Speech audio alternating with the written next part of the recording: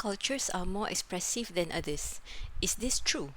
To understand this more, let's discuss the concept of low context and high context cultures.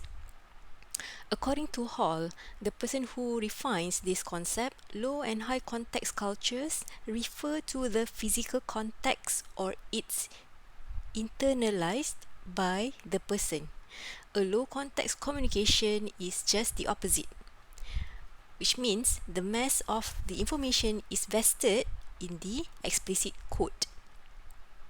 As always, culture is relative and on a continuum. Having said that, the low context and high context continuum looks like this. Where is your country in this continuum?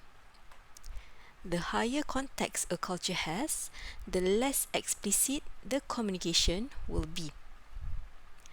Low context cultures include Germany, the US, and Switzerland. High context cultures include Japan and most Middle Eastern countries.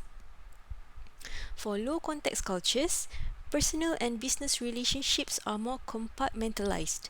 Communication has to be more explicit. Feelings and thoughts are expressed in words. For example, silence in most Western countries just means silence. But for high context cultures, feelings and thoughts are not explicitly expressed.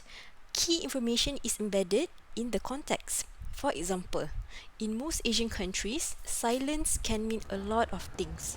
It can mean not wanting to publicly disagree, or it may mean, yes, I agree. In general, the high context, low context communication may likely look like this. When these cultures communicate, clashes may happen if there is lack of understanding. Now let's look at this interchange. Enemy is enemy. The enemy is the inner me. Do you understand a word I'm saying? You just nodded everything. Notice how the Asian person responds to the statements by nodding or smiling, while the Western person talks directly. In real life though, it probably won't be as dramatic. However, the differences will be more clear in communicating. Wow, this seems simple yet complicated. How do I make sense of all this? It will take a lot of practice.